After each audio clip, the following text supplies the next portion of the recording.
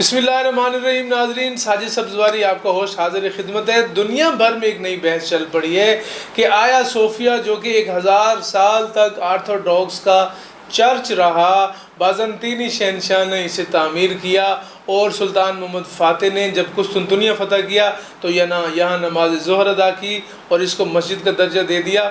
آج جو ہے ایک اور بڑا اہم ترین فیصلہ آیا ہے. 10 جولائی کو یہ فیصلہ آیا ہے ترکی کی عدالت کی جانب سے کہ آیا صوفیہ کا میوزیم سے ہٹا کر دوبارہ سے مسجد کا درجہ بحال کر دیا گیا ہے.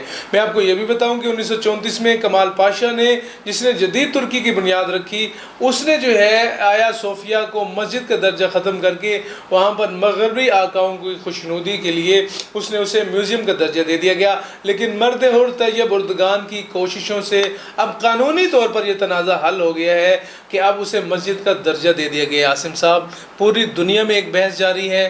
دنیا میں جہاں پر کرسچنز کے مذہبی حلقوں کے اندر اس کو کرٹیسائز کیا جا رہا ہے، وہیں پر مسلم دنیا میں اس کی خوشی منائی جا رہی ہے. کیا کہیں گے اس حوالے سے کہ یہ طیب رجب اردگان کا کس طرح کا اقدام ہے؟ آپ کیسے دیکھتے ہیں اس کو؟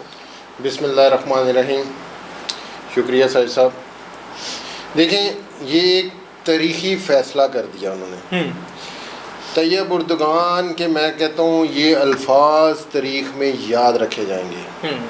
یہ وہ کام تھا جس کا یورپی یونین کا بہت زیادہ پریشر تھا اور وہ بارہا جا کے ان کو بلیک میل بھی کرتے رہے کہ اگر آپ نے اس چرچ کو، اس میوزیم کو مسجد میں تبدیل کیا تو ہم آپ کو تا حیات پابندی لگا دیں گے، آپ کو یورپی یونین کا حصہ بننے سے روک دیں گے، جو آلریڈی ان کا تنازع یہی تھا. لیکن میں کہتا ہوں یہ ہے مجاہد صحیح مسلمان لوگ جنہوں نے اپنا حق ادا کیا آخرت کا، اور انہوں نے بتایا کہ ہمیں یورپی یونین نہیں چاہیے، ہمیں پابندیاں نہیں چاہیے، ہمیں شنجن نہیں چاہیے. ہم مسلمان ہیں، ہم نے خدا کے آگے جواب دینا ہے، ہمیں شنجن نہیں چاہیے. اس کا یہ فیصلہ ہو گیا. انہوں نے فیصلہ کر لیا کہ یورپی یونین میں آپ ہمیں پہلے بھی نہیں لے رہے، ہم اپنے ورثے کا تحفظ کریں گے، اپنے مذہب کا تحفظ کریں گے. سر، آیا صوفیہ بہت خوبصورت مسجد ہے ماشاءاللہ. میں وہاں گیا ہوں، میں نے وزٹ بھی کیا ہے. انہوں نے بہت اچھا کام کیا ہے. یہ دیکھیں، یہ چھوٹی چھوٹی جو چیزیں ہوتی ہیں نا، لیڈر کے ساتھ ساتھ نیچے تک ان کے لوگوں کے دلوں میں یہ چیزیں پڑتی ہیں، پھر وہ اسی طرح کے فیصلے آگے بھی ہوتے چلے جاتے ہیں. بہت بڑا پریشر تھا جس کو انہوں نے سائڈ پہ رکھتے ہوئے یہ فیصلہ اناؤنس کیا کہ الحمدللہ میرا خیال اگلے ہفتے سے جماعت وہاں 24 جولائی سے نماز جمعہ ہوگی اور طیب اردگان وہاں 24 جولائی کو نماز جمعہ بھی پڑھیں گے. کیوں یہ فیصلہ کیا؟ اصل سوال یہ ہے، آخر کیا ضرورت تھی؟ میوزیم تھا یا مسجدیں ترکی میں کم تھوڑی ہیں؟ آخر طیب اردگان نے آیا صوفیہ کو مسجد کا درجہ دلانے کے لیے جو انہوں نے وعدہ کیا تھا اس کو پورا کیا. کیوں کیا یہ فیصلہ؟ دیکھیں، اس کے پیچھے نا کیا نتائج کیا دیکھ رہے ہیں؟ بہت لمبی ایک ڈبیٹ ہے. آگے کی ڈبیٹ ہم ڈسکس کریں. میں وہی آپ کو عرض کرنے لگا ہوں. ان کا اس چرچ کے اوپر بہت سارے سوالات تھے. یہ کیوں کیا؟ ایک کام ہوتا ہے نا، میں کہتا ہوں آپ کہتے ہیں یہ کام نہیں کرنا، میں کہتا ہوں میں ضد سے کروں گا.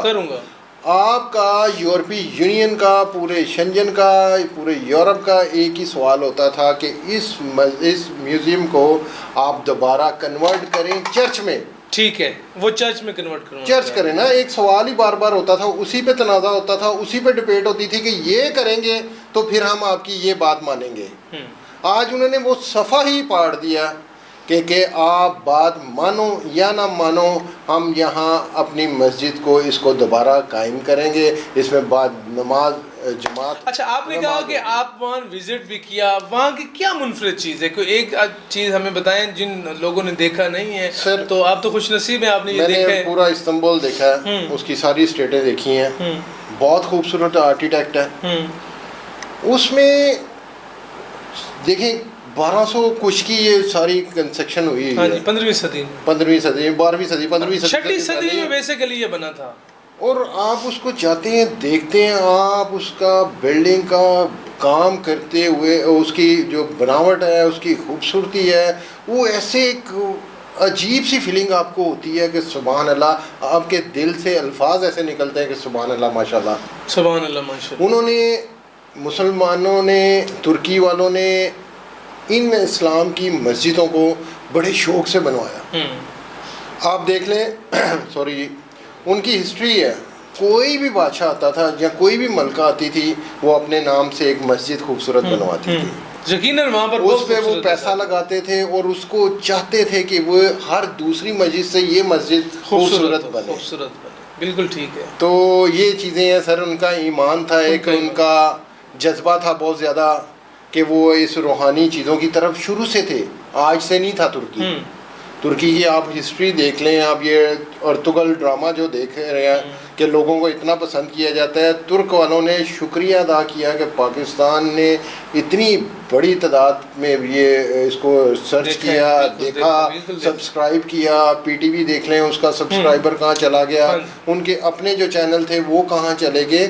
ایک ان کا شروع سے انہوں نے جذبہ. دوسرا پھر بہت ساری چیزیں ہم سوال سے ہٹ جائیں گے, 2023 کے بعد ان کی پابندیاں ہٹنے جا رہی ہیں, اس کے اوپر ہم ایک الگ سے سیگمنٹ کریں گے انشاءاللہ.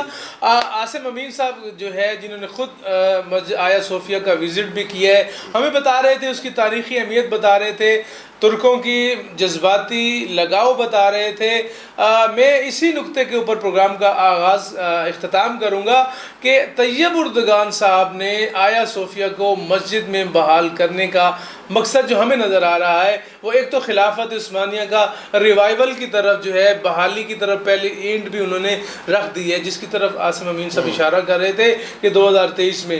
دوسرا جو مجھے لگتا ہے ناظرین کہ القدس کی آزادی کی جانب بھی یہ اہم ترین پیش رفت ثابت ہوگی انشاءاللہ العزیز. ساجد سبزواری کو اجازت.